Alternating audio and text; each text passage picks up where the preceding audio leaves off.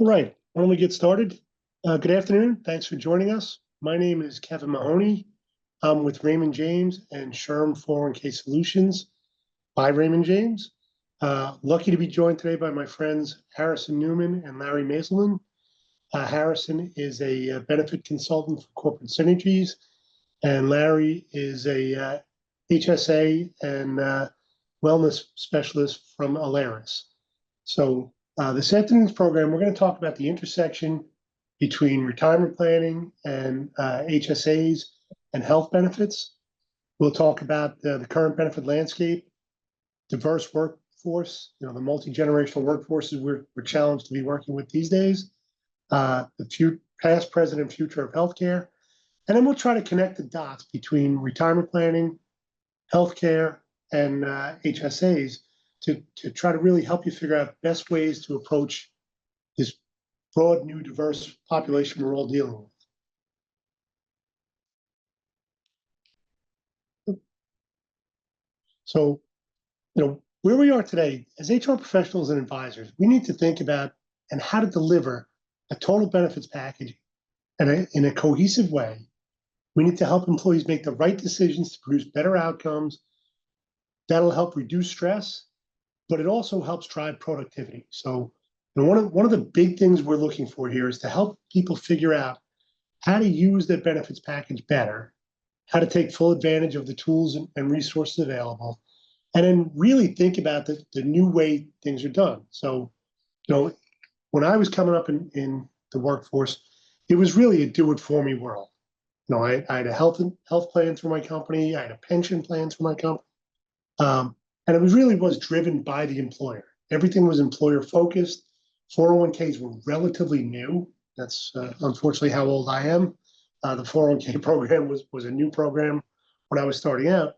And now we're shifting from a do-it-for-me approach to a do-it-with-me mindset. And that mindset is really different because not only are the challenges bigger, but it's also, employees have to make decisions about which tools to use, where to put the next best dollar, as we like to put it, and really how to maximize the benefits to reduce stress, to maintain health. The new buzzword is wellness, both financial and physical wellness, and how to manage those things through the employer-funded programs. It really is a challenging environment for the employees, even for professionals, for ourselves, for the HR professionals on the call, and Harrison, Larry, and myself, really understanding which is the next best place to go to, how to use the tools in tandem with each other, and how to make them really effective for all of our clients and our employees. So, when we think about it, the old approach basically had mostly employer funding. So it was driven by the employer. The employee share, if there was any, was relatively small. We thought about benefits very much in silos. It was retirement and healthcare, and they were two completely different worlds. Very rarely did those areas touch each other. Very rarely did we talk to each other. And now we really need to collaborate with employees to build the right benefit program. We're still in the early stages of the customized benefit where employees can build from a package and a suite of different tools, whether it be, the PPO, the old style PPO plan, the high deductible plan with a health savings account, 401k, non-qual plan. There's all these different choices that the employee has to make. And they're really building a program from sort of a buffet, so to speak, of employee benefit programs and packages. And part of our job as advisors and your job as HR professionals is to help them make the right decisions to help twofold. One, make their lives better.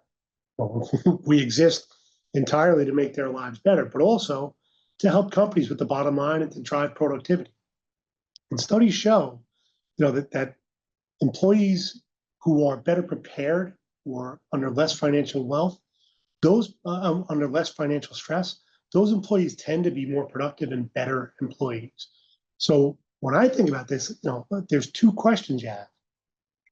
Can your employees afford to retire? And if they can't, what does that mean for the organization?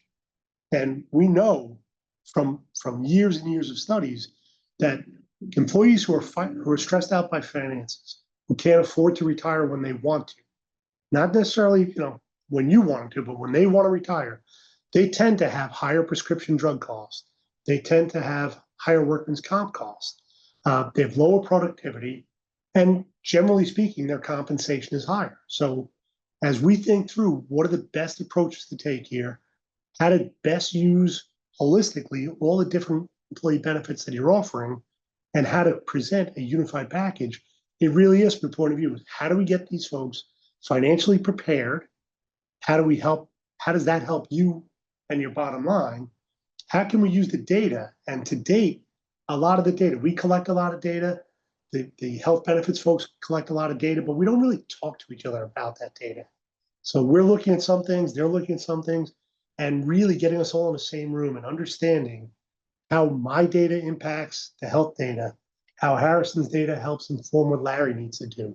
Each one of those steps will then help us make the employee benefit package better used. So give the employees a better optionality for the benefits you're offering, get the most dollars out of it, get the best results out of it, and really help them figure out how they should be using these things in tandem. None of it's in a silo, none of it's all by itself. We think about, the economic viability. And this is, there used to be a great study that was out. It was run by Mass Mutual. They don't really do it anymore, but the data is there. So working with your health benefits advisors, working with your financial advisors, you can get to these numbers and really quantify, what is the cost for having employees who are financially stressed, unprepared for retirement, unable to retire. What does that cost look like on the margins over here? And how do we drive plan designs better to help these folks reach their goals?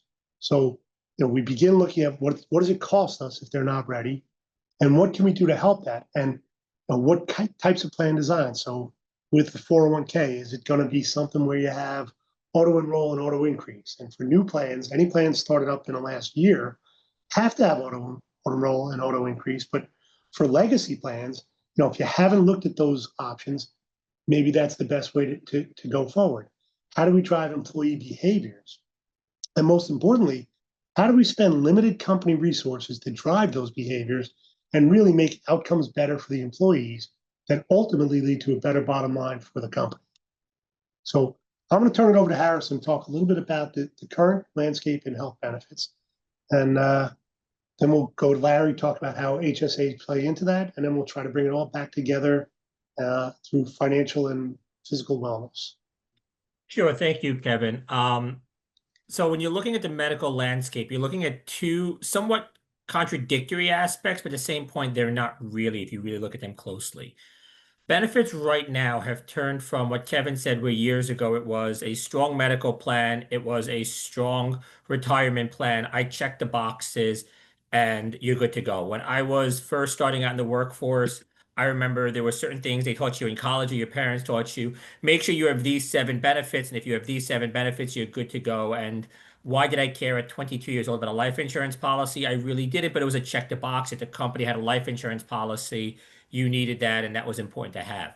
It's not the case anymore. You're seeing the benefits landscape really focus on individual benefits, focus on making each individual feel important. If if the benefits don't offer what I'm looking for as an individual, then the benefit plan isn't a good benefit plan. So it's making it a little bit harder for HR people to find the right mix of benefits because it is brought specifically in a multi-generational workforce. You're also seeing now more than ever what happens at home affect what happens in the office even more so. Kevin mentioned before about financial wellness. If a person's going to work, working 9 to 5, giving it their all, and goes home and can't afford to pay the rent, or the grocery prices are going up and can't afford to pay the groceries, they're not going to be as motivated to go to work as if they went to work, they got their paycheck, and they were able to allocate their funds and felt more productive at the end of the day. So we're not just focusing on the person's health, we're focusing on the person's finance, the person's mental well-being. That's one aspect of it. On the second aspect, you take a look at this chart in front of you, The two most important things are still healthcare and retirement. You have leave benefits there also, which has grown significantly over time. But number one and number three on this list are still the two core benefits. You still have health related benefits and you still have retirement benefits. So while the industry has shifted to the fact that there are so many more offerings that you need to do to be competitive, the core still is the same as it has been for years. And you really need to have a strong medical plan and a strong retirement plan in order to stay competitive and to attract and retain top talent. The problem is, specifically in the medical side, those prices have gone up 3 to 5% annually over the past decade, which means you're paying anywhere from 30 to 50, if you're lucky, percent more now than you were 10 years ago or 15 years ago. So how do you keep that affordable? How do you stay competitive in a marketplace where the most important thing to your employees also turns into the most expensive thing? Hey, Harrison, can you talk a little bit about how those benefits also impact the different generations? We are in at least for the moment, I think we still have 5 generations in the workplace, and each of those generations really views these things very, very differently. And I know personally, that I probably lean more on retirement and health benefits than some of these other options, but there really is a big difference between how the 20-year-old and a 60-year-old are looking at their benefits package. And how would you say employers should be looking at this? So a lot of it isn't the benefits per se, it's the messaging of the benefits. So a lot of times the benefits are going to be exactly the same, but the way you communicate it and the story you're telling them is going to differ. Well, we're talking a lot about HSAs. We're going to be talking a lot about high deductible health plans with HSA savings accounts. I'll take that as one very easy example. You have an HSA account for the young millennial, or for the young, not, millennials aren't even the young ones anymore, for the younger population, the Gen Zers in the world. You're going to have a messaging for them. This is the cheapest plan in the market, typically 10 to 25% cheaper than the PPO plans. And you're going to be able to put money away to use for things that you want to. So you don't want to invest in your medical, fine. I want to get these really fancy glasses, or I want to have my teeth whitened, or have this other cosmetic procedure done and invest my money on that. You can use that same funds and apply it towards that, or you can grow that over time. But it's a cheaper option that gives you more flexibility. Where for the baby boomer or the older population, they're looking at a way to save for retirement. They're looking at a triple tax savings. So sometimes there are different benefits that will attract, such as fertility benefits, but sometimes it's the exact same message. A leave policy, once again, does it cover grandparents? Does it just cover children? HSAs, it's a lot about the communications. So companies focus on having a broad spectrum of benefits, but a lot of times you don't necessarily need the broad spectrum of benefits. You need the right communication methods and the right vehicles of communication and education to make sure that each generation understands how these benefits attract them. It might be one size fits all, but the story might be different for each one of those generations. And then that kind of plays into the next slide of how do you manage the rising healthcare costs? And really the challenge here of you have so many demands, like we see surveys where employees want everything. How do you deliver that at a reasonable cost? And how do we manage the plan design piece to make sure that we're taking advantage of every dollar we spend? So you mentioned before allocating funds properly. So the way we look at it is the three knows. It's know your people, know your data, and know your options. Understand who your people are. What do they value? I'm a baseball fan. I like the Moneyball approach to everything. The Oakland A's had a small budget. They had to replace Jason Giambi. So what did they do? They knew they weren't going to find one player who could. So they had one who had the average, and they used analytics to find the most ROI for your benefit, to find the most ROI for their baseball team. Very often, you could apply the same logic to your benefits package. You might be spending a lot of money on one benefit that might not be providing the same ROI as something that might be cheaper. A financial wellness education resource might not cost so much, but might help your employees use their benefit plan, such as an HSA, to a higher value. It might be worth spending time investing in that. So the first thing we look at is allocating funds, surveying your staff, understanding the benefits that attract and retain them. And that could be through surveys. Very often it's exit meetings. And I hate to say when you talk to people as they're leaving the door, but finding out why are they leaving the door. At these exit meetings, if there's something missing from your benefits package, let's use an opportunity to learn and better ourselves. But understand, know your people, understand what they do, know your data, understand what's driving your costs. Why are your healthcare costs going up? Is it the fact that you have a very rich benefit plan and people aren't thinking about the benefits and are just using them? It's great people are using the benefits, but if they're not using them strategically, then that's a problem. I'll give you a perfect example. Prescription drugs is one of the highest cost drivers right now when it comes to the medical plan. The exact same prescription at a CVS 2 blocks to the right or a CVS 2 blocks to the left will have a significant difference in cost. So how do you get the employees to focus on that or care? You implement a high deductible health plan with some form of consumerism. So even if you're covering the front end, even if you're contributing towards their high deductible health plan, towards their HSA accounts, which usually do recommend to get them started, they don't want to run out of the employer funds. They want to be able to save that money. I'll steal something I know Larry's going to say later. It's a health savings account, not a flexible spending account. So they're going to want to save that money. So they're not going to want to use it. So they're going to walk an extra block to the left to save $50 on that prescription. They're going to go to the right facility for an MRI. They're going to question, do I really need a third opinion? I might not like the first two, but they're probably right. They said the exact same thing. So adding a level of consumerism by a high deductible health plan with the corresponding HSA is very important. I'll give some stats in those regards. To switch from a PPO, your old school PPOs, to a high deductible health plan will often save a company 10 to 25% on their premiums. You have consumer-driven health plans are save companies 14% the first year through consumerism by allowing employees to understand the benefits and not blow through the benefits like water, but actually respect the benefits and use them properly. And you narrate a situation where you have 29% of workers enrolled in high deductible health plans with HSAs in 2023. That's up from 17% in 2011. So you're seeing a major growth towards the consumerism aspect of benefits where it used to be these high deductible health plans were the bronze plans or the cheap plans at the bottom. Now companies are investing in them. They're educating their staff how to use them, and they're turning into the elite benefits that have so much more to offer than your standard benefit plans.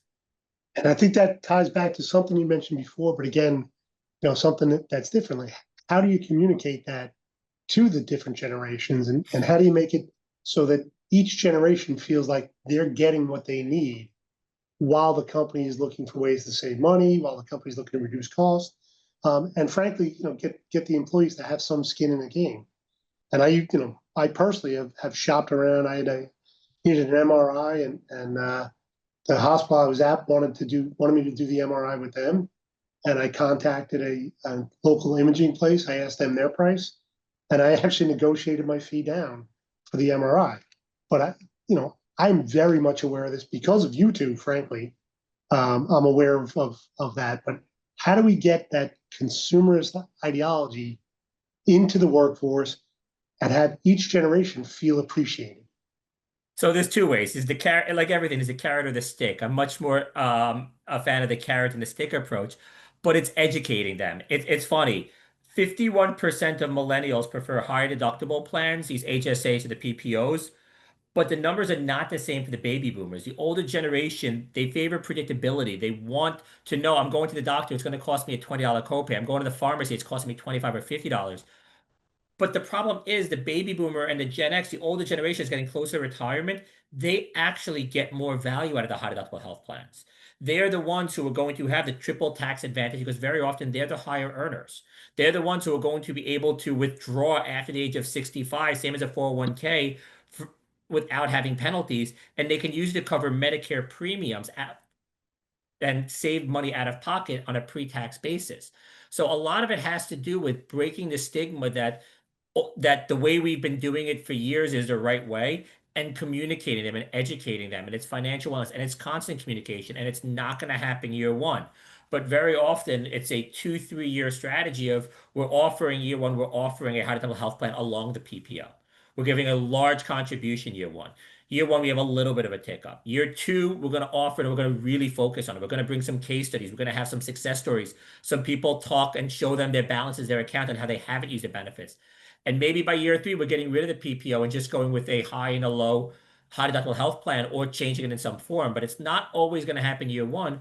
but it's constant communication. And once again, it's the three knows. It's know your people, know your numbers, know your options. Understand who your people are in the messaging.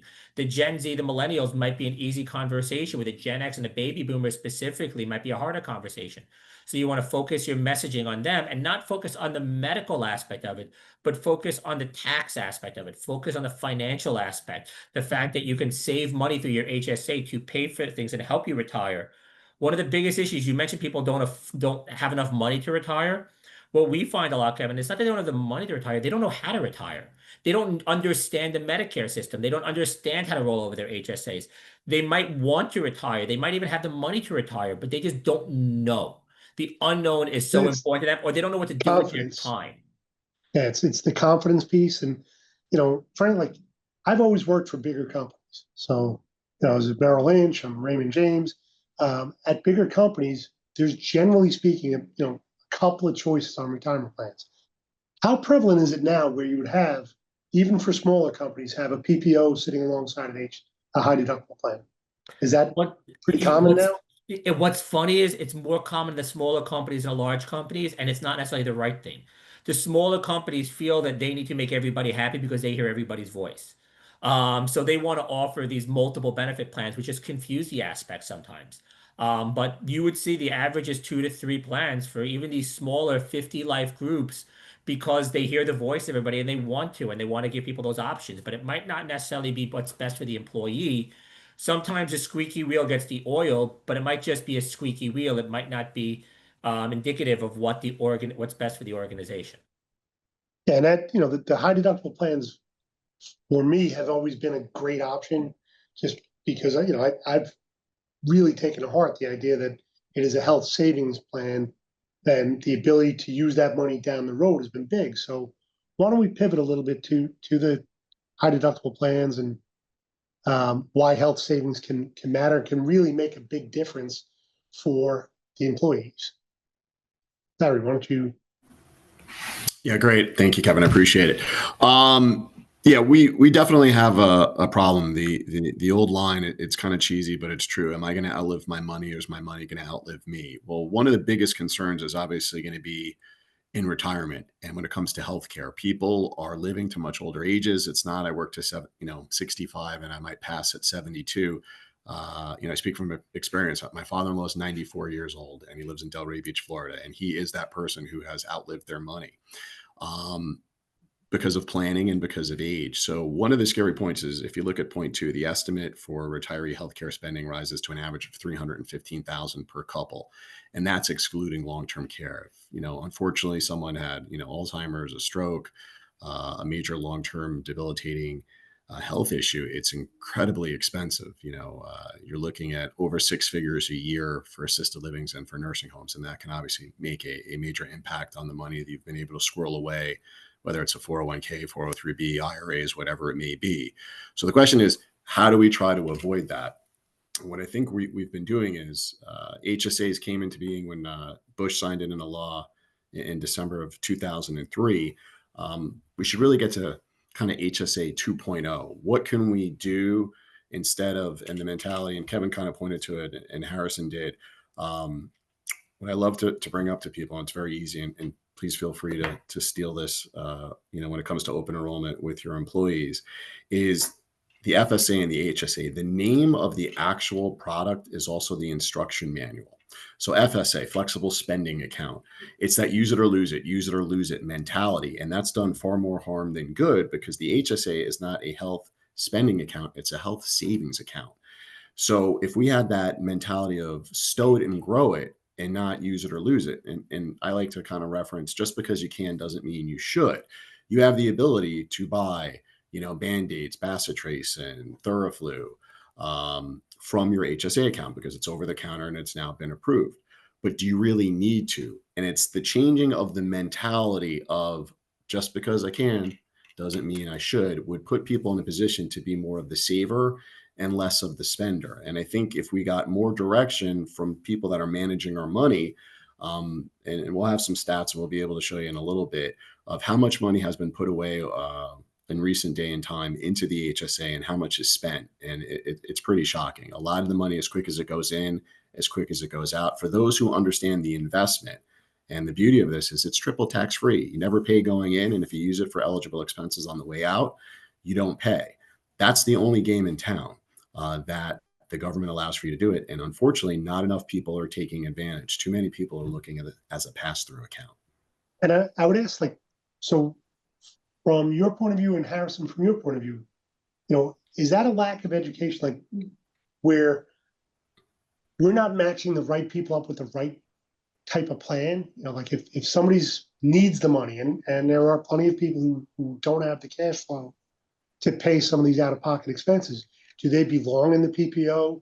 And is that a breakdown in education for us where we maybe could be helping more, as an industry, as benefit providers, whether it's retirement or health plan? Can we be doing a better job helping to educate the employees as to which plan and which program is a better fit for them?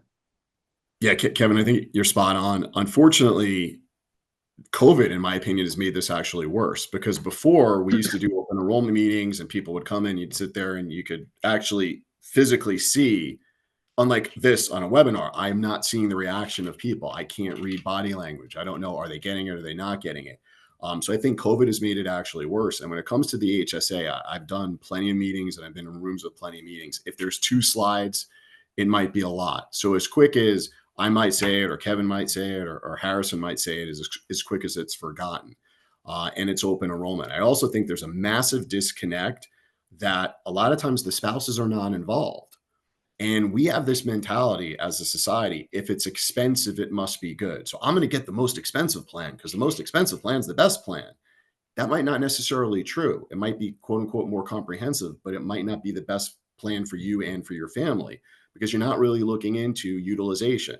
How often do I get sick? Am I on any medications? There's legitimate people in the country, and I joke around, they have white coat syndrome. And the only way they're going to go to a hospital is unconscious in an ambulance. So if you're that person and you're not using your, and it's part of Obamacare, like it doesn't matter, PPO, HMO, EPO, doesn't matter. That's part of Obamacare. Every single person has the ability to go for their wellness for free, no deductible, no copay. And you can, depending on the size of your organization, you can pull the reports. Harrison can tell you, there's reports that will show what percentage of your actual employees use their wellness. So if I'm not getting sick, I'm not getting injured, I have white coat syndrome, the only way I'm going to the doctor is unconscious in an ambulance. Why am I spending, and my company, all of this money on a PPO just so I have a $25, $50 copay? So I agree with you wholeheartedly. It's education. We can't just do it at open enrollment with a really not paying attention. I think we consistently need to get there. And I also think there's a disconnect. My personal belief is I believe the person who's managing the 401k, 457, the 403b, I think that should be the point person to really lead the discussion on the HSA, because if you think about it, the health savings account is really not an insurance product. If anything, it's more a hybrid investment banking product. So if it's an investment hybrid banking product, why don't we have the people that are managing our money conning us to kind of bridge that health and wealth discussion and gap and really run point? Yeah, and I think more than just the education, it's also the branding. And it sounds so stupid to say, but if you take a look at most people, if you're offering 2 or 3 plans, and Larry, we discussed this when we were talking at one point, the high deductible health plan is typically the low plan or the core plan, and the PPO is the buy up or the high plan. Well, it's on my medical. I don't want to get cheap on my health insurance. Why am I buying the core plan or the low plan? I don't want to be cheap. If something happens, I want to make sure I have the richest plan possible. I don't want to regret it. That's stupid. Um, y- you don't need to have benefits you don't need. I look at myself when I first got into the industry space, my parents taught me and beat into me that you could get cheap on a lot of things in life, but health insurance is not something you get cheap on. You buy the most expensive health insurance plan. And then when I got in the industry and I realized what they were talking, when I realized what it actually meant, I realized they gave me bad advice. And I hate to say my parents gave me bad advice, but they did in this situation. It's not necessarily the cheap plan, but a lot of that is the employer's jobs. And a lot of that's because of the employer, where they call it the low plan or they call it the core plan and the buyout plan. It's not. And we talked before, they're offering too many plans. Sometimes you're doing your company a disservice by offering 4 or 5 plans. Larry, I forgot what it was, but you had another way of naming them. But I think the way you name the plans is sometimes just as important as the messaging behind them, because it pushes people one way. Yeah, it's framing. Harrison's right. It's advertising 101. Whoever came up with the word high deductible health plan should be punished immediately. Because if you take the word high and you take the word deductible and you put it together, it's a negative connotation. You're like, ooh, it's high, it's a deductible. I don't think we do a good enough job of explaining negotiated rate. So when someone's used to having a $25.50 copay, and all of a sudden they see I have a $5,000 deductible, they think, because we're not educating them enough, if I have a hangnail, it's going to cost me $5,000. If I have the flu, it's going to cost me $5,000. So they get scared and then they don't do it. They don't realize, hey, my employer's giving me $1,000. Hey, I'm saving $1,000, the delta, the premium differential. So I have $2,000 to play with. And if I went to urgent care, maybe the bill is 100, maybe the bill is 150 in the negotiated rate. I broke my arm. I ended up at the hospital. The negotiated rate was 500. So if all of those things, I still might have $1,500 at the end of the year. So what I say is, I'm like, hey, here's the HMO, the PPO, the EPO. Hey, everybody, we have a new plan this year, the high deductible health plan. They zone out. If you did the same thing, hey, everybody, here's the EPO, the HMO, the PPO. We have a new plan, the LPP. Harrison would be like, excuse me, what's the LPP? Oh, that's the low premium plan. They're like, oh, now they're looking at it differently. So it's just, if anything, framing. And back to Kevin's point, it's education of doing a better job of explaining how it works. So you kind of take out the scariness of it and explain a little bit more in detail of, if you did get sick, if you did get injured, this is what it would look like. So Harrison, can you actually get the data for your clients? Can you actually look and see what the usage looks like, what people are actually spending, and really help plan sponsors and the company figure out what are their employees doing and which plans might be a better fit for them than sort of this shotgun approach of all things for all people? So it depends on the size of the plan and depends on the platform they're on. If you're self-insured, you get a lot more data than a small group fully insured plan. A small group fully insured plan, you get very limited data. But you can see the large cost drivers and what the large cost drivers are and make assumptions at a high level, meaning you can take a look at prescriptions. If you see prescriptions are the large cost items, how do you control prescription cost? Is it hospitalizations? Is it MRIs? Are they going to the right facilities? And are they seeking the right treatment? Are they using telemedicine? Are they taking advantage? Are they going to how many times are they going to the emergency room when they should be going to the urgent care? Small things like this make a major difference when you come into the health plan because these things do add up. And people say, well, consumerism, we're going to change the way people do. You're not going to change. Somebody has a heart attack, they go into the hospital, and they should go to the hospital. Should go to the emergency room. We're not taking away care.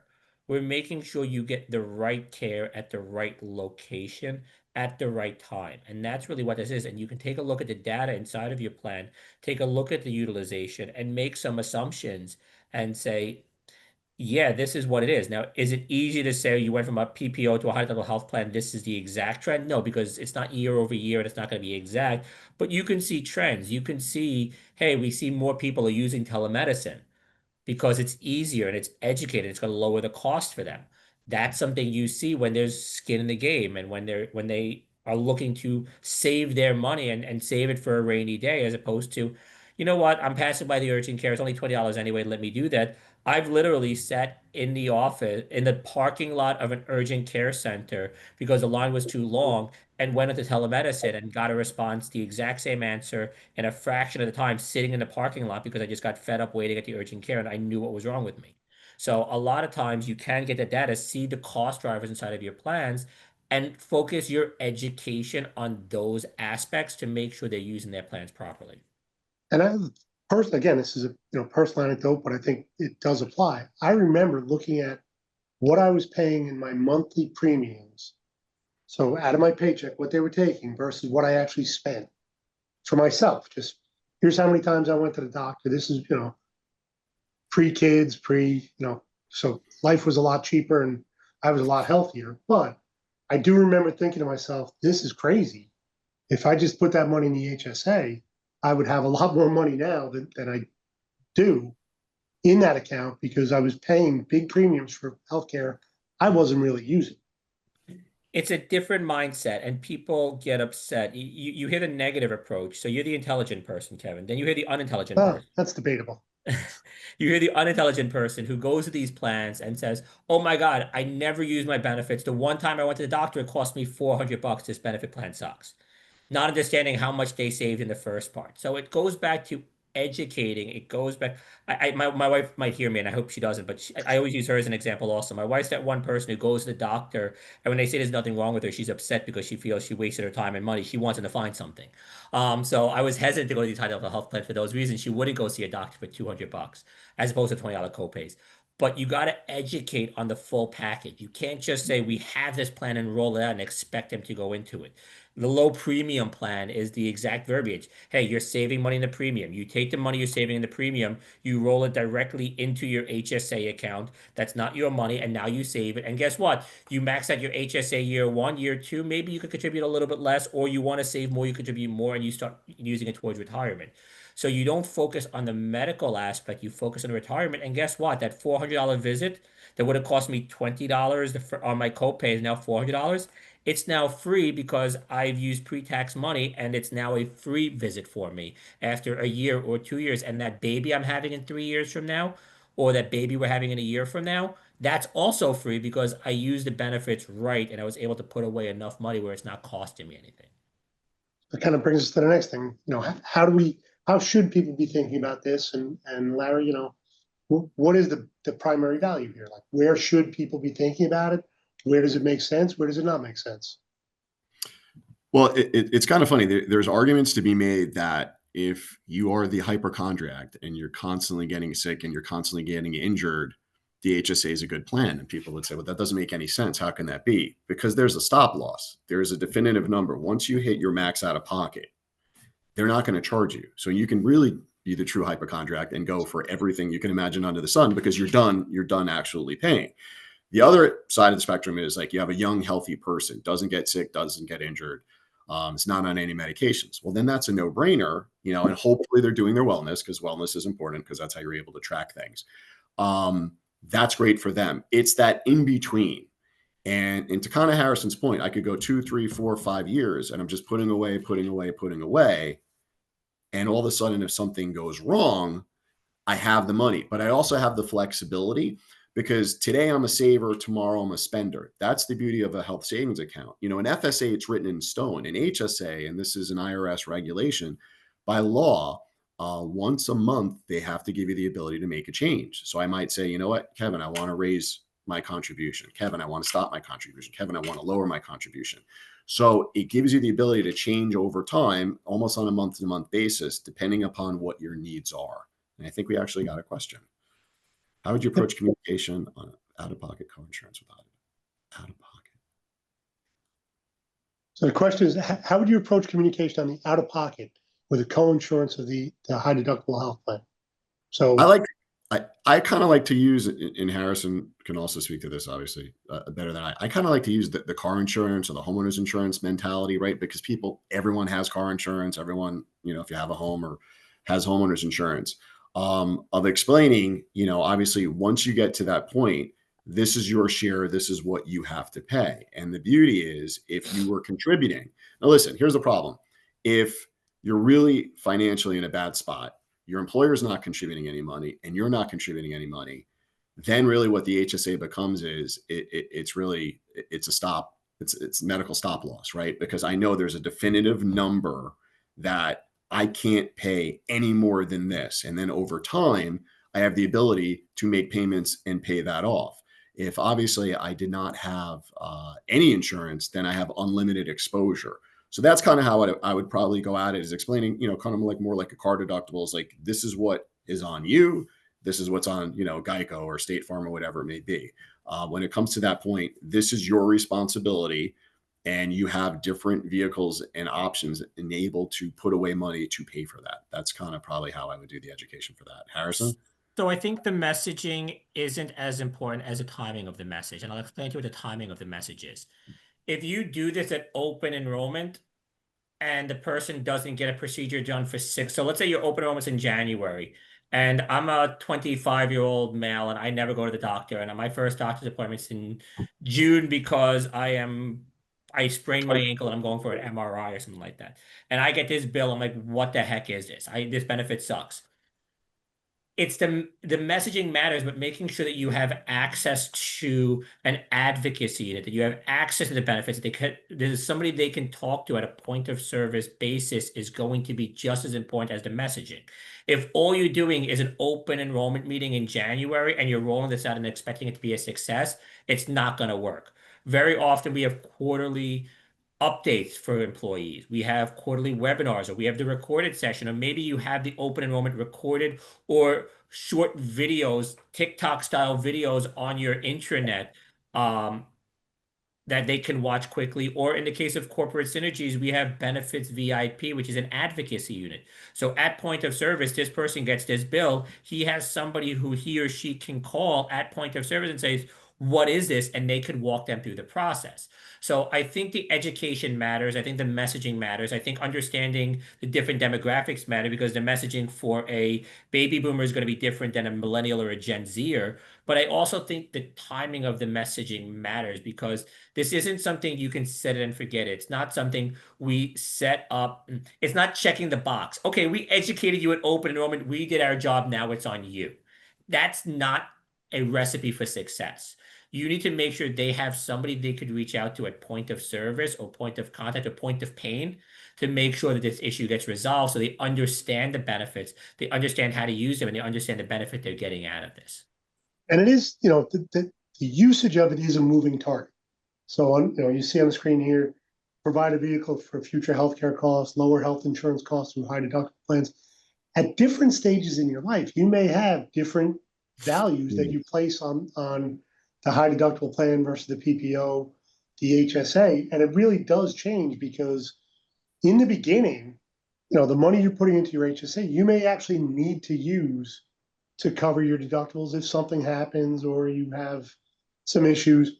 You might have to use that. But as time goes on and you start to build that account up, it really does shift from being a current healthcare plan to either a future plan. So, and a lot of people don't realize this, but you can turn in a receipt from 2025 in 2045 and take that money out and be reimbursed for that. So it's a way to draw tax-free income down the road.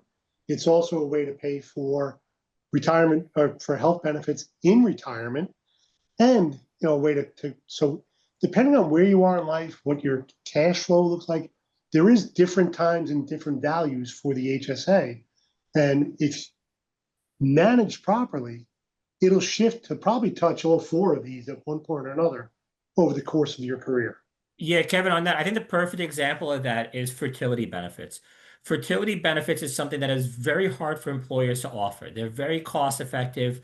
They also raise the cost of the benefits. Very few employers offer quality fertility benefits. So if I'm somebody and I'm looking to start a family, or right now people are working first and starting a family later in life, maybe I'm 25, 26 years old, and I know I'm not ready to start a family, but I want to start one in my 30s or 40s. I'm going to contribute to my HSA, max it out every year, and start saving that money, that when I'm ready to start a family, I might need a fertility, or my family might need a fertility treatments. I have the money in the account to spend for that. So it's not just for retirement. A lot of times we're looking at these Right. wellness benefits and these things that I can't afford. Well, I'm going to focus my benefits on these projects. And we're seeing companies educate, like, hey, we understand you can't do this, but we're contributing towards these, or lifestyle accounts or different benefit accounts where they can pre-tax money to use for these benefits and really focus on. And it's going to be different, once again, from a 25-year-old to a 45 to a 55 to a 65-year-old. And we have another question. I recently retired and am now on Medicare Advantage. The deductible for specialists is $35, which adds up. Is there an HSA or an FSA for retirees on Medicare?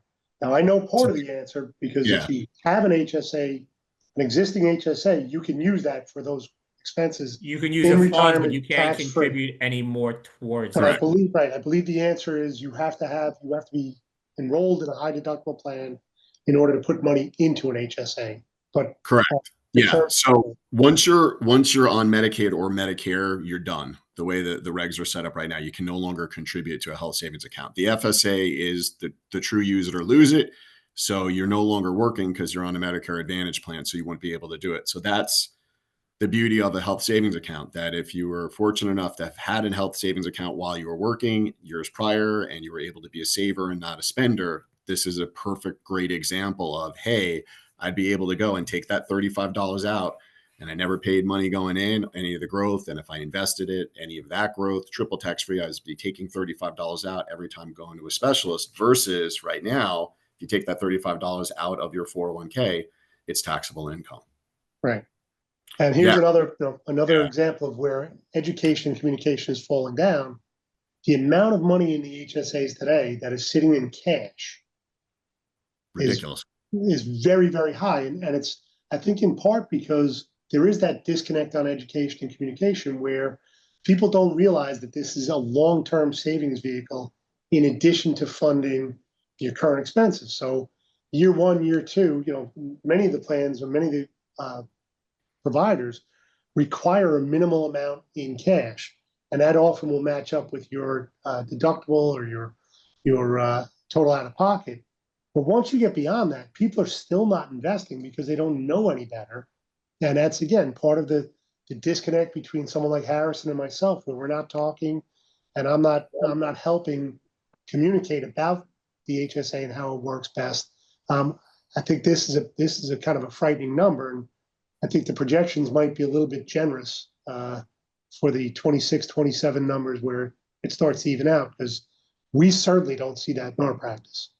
Well, I was going to say, Kevin, if you look at the green, there's a correlation. What has the S&P 500 done over that range? So for those that were smart enough to invest, if they had just put it in the S&P 500 and set it and forget it, that's why you're seeing some of the growth, because the market has done well. Now, if we were in a down market for as much as we were in an up market, those numbers would be skewed. But you're spot on. It's unfortunate that if the employer's contributing and I'm contributing and I'm not using it, it's just building up, making next to nothing interest. So if we had more people, and in my opinion, if we had the people that were managing our 401k kind of leading point on the HSA and doing the education, I think you would see people in a much better position to actually retire on time and have money specifically in different piles for different purposes. And one of those purposes would be to help pay for healthcare and retirement. And the cynic in me also looks at where people make money. Yep. So unfortunately, the net interest spread on cash is a lot better than any revenue share that might be available on investments. So I tend to, and again, this is purely cynical, but I tend to think that banks providing HSA services don't have a big incentive to get employees to invest. Correct. Because all they're doing is it's cheap. Yeah, it's cheap money. And then what they're doing is they're taking that money and then they're lending it out and they're getting 6%, 7%, 7.5%. So to your point, the minuscule rate of return that they're giving from a yield for you sitting in cash, to be honest with you, is eaten up based on the rate of inflation. So even though it doesn't look like it because the account is a few shekels more than it was before, but technically speaking, it's actually less because of the buying power.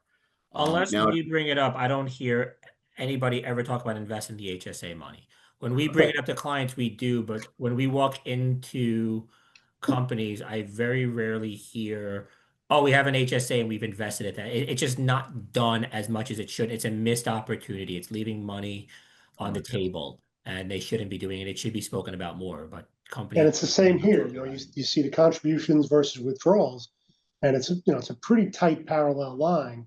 So the number of money that stays, that becomes sticky to the HSA, again, I think that's partly because the education is lacking and people are thinking of it more as an FSA where they have to spend it versus a savings account where they can be saving it for the future, growing it for future expenses, growing it for future costs.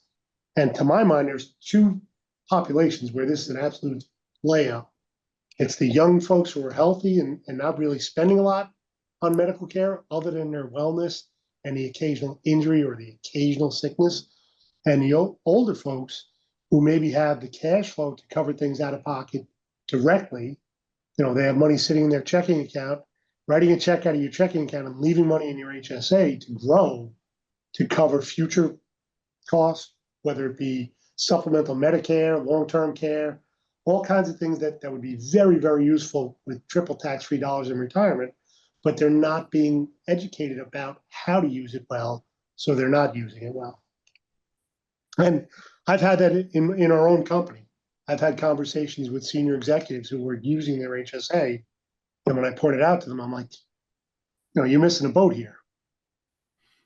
So there's a question, can you discuss money use at retirement at age 67? Is it similar to an IRA? So if we're referring to the HSA, once you get to 65, you can take money out without penalty for anything that you want. You know, I want to go on a cruise, I want to buy a boat, I want to go out to dinner. You're going to pay the taxes as if you took it out of your 401k, which is ordinary income. Kevin kind of alluded to this. You could have something go wrong at 35, 45, 55 and pay for whatever that is with after-tax dollars. That just means somewhere down the road, you have the ability to pull that money out tax-free because you've already paid for it. So 67, you're probably saying more of like Social Security. All it is whether it's I'm at 25, 35, 45, 55, 65, 75, 85, it doesn't matter. If I have an eligible expense and I have money in my account, it is there to be used if you wish to do so. And I think that ties into the next question was, if they have an out-of-pocket expense, can they deduct that on their taxes? The answer to that is no. You don't get a tax deduction for that expense. However, you do get to save that receipt, turn it in down the road, take the money out of your HSA completely tax-free. And what you're doing is you're lowering your tax base. So if you said, hey, I want to take out $5,000 and I want to do $15,000 for my 401k, you've now lowered your taxes by $20,000 between the HSA and the 401k. So that's where you would get some tax relief. And then there's another question about investments. And what I would say on the investments, I'm not going to get into the specifics that you have here, but the longer your time horizon for any investment, the more attractive stocks or stock mutual funds or something that's going to grow becomes. And by its nature, the HSA the investments in there should be treated like long-term investments. So you have your cash portion that you may use for expenses. But once you get beyond that, once you start investing in your HSA, you should be thinking in terms of growth. Now, obviously there's risk involved in equities, and running a balanced portfolio may manage risk, but the goal is to get it to grow. Yeah, Dimitri, you had a question. And what I was going to say is, here's the thing. I don't think you're going to find too many people who die and their spouse dies and there's $1 million sitting in an HSA account. So then obviously it becomes part of the taxable estate. So for the most part I think, especially as people are living to older ages, using my father-in-law at 94, my dad's 84, my mom's 83, all I hear is constantly this doctor, this medication, that medication. So I think it's highly unlikely that you'll see a large part of the population where both spouses have passed and there's still a very large amount sitting in the health savings account. So I wouldn't hyperfixate it on that, but that's what would happen is eventually, yes, it would be part of the taxable estate. And the question here was really about how money passes down to the next generation if not used, and it does become a taxable part of the estate. I'm not going to spend a lot of time on this slide either because we are coming up on time here. But this will all be available tomorrow. The PDC code for anybody who's looking for continuing ed will be sent out with a copy of the slides. So all of this will be available. And just real quick with this, with the HSA and the Roth, if you look at an HSA and mentally start viewing it in your mind as a medical 401k, I think that would help people to spend less because you wouldn't take money out of your 401k for, tampons, Bacitracin, and Band-Aids, right? You wouldn't do that, but you can do that with your HSA. So if we have this kind of mind shift of stow it and grow it versus use it or lose it, I think people will be in a better position to start looking at it and be in a position to potentially invest inside of their HSA and not have the FSA mentality. And, we talked a little bit about this, but, people are investing a fraction of what's available to them in the plans. They're not really using it in an optimal way. And part of it is because the folks delivering the information about HSAs and high deductible plans are really focused on the health side of this, not the investing side of this. And it would be a better situation if whoever you're working with on your health benefits and your retirement benefits were more in touch and really kind of using each other's information to help the employees set up a better situation. So it's really comes down to breaking down the silo between retirement plans, health plans, HSA, and really starting to think holistically about benefits as a sort of a general pool of assets. So we come up on time here. Optimizing your HSA. I think, Larry, if you want to spend a minute on this, and then we'll jump to wellness.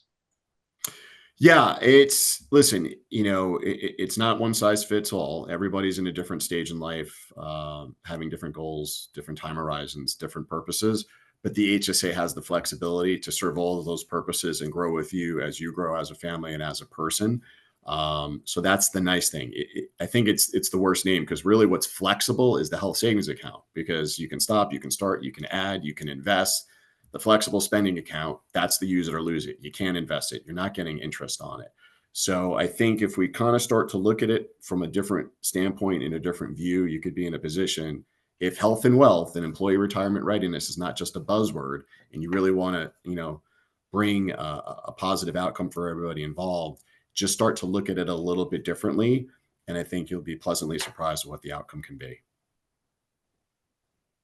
So as we think about this, employees spend about an average of about 8 hours a week dealing with financial issues, and 4 of those hours happen at work.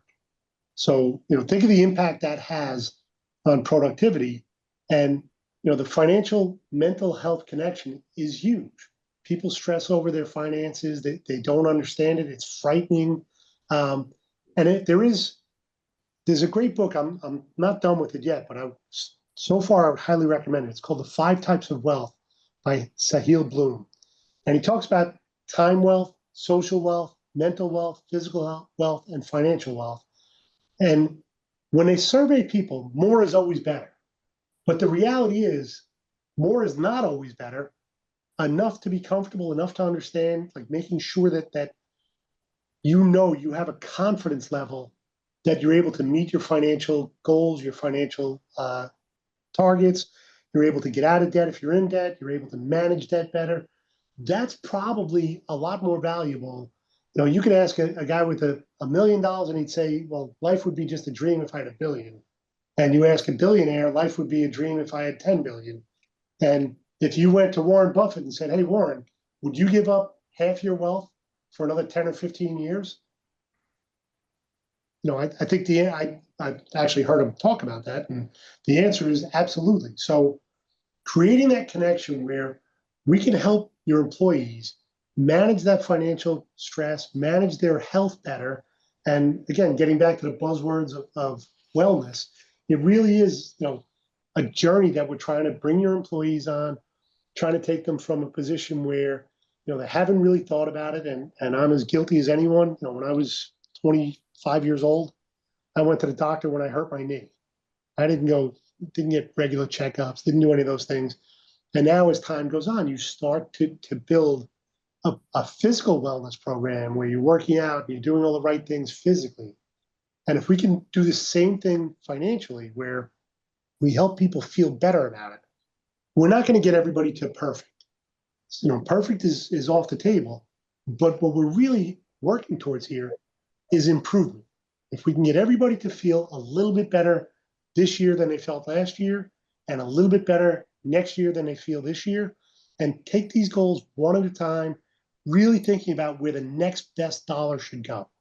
And that's a term, my partner Kristen and I use all the time. Where's the next best dollar? And the 4 pillars of financial health. Spend less than income. That's very easy to say. That's kind of hard for some people to do. Have sufficient liquid savings. Build a financial reserve in case there's an emergency. Have that. Manage your debt better. Understand the difference between good debt and bad debt, and have appropriate insurance, both health insurance, life insurance, and as we get older, long-term care insurance, and really try to follow the 50-30-20 rule. And it's a very simple rule, but 50% of your income, your net income, goes to your needs, 30% goes to your wants, and 20% goes to savings.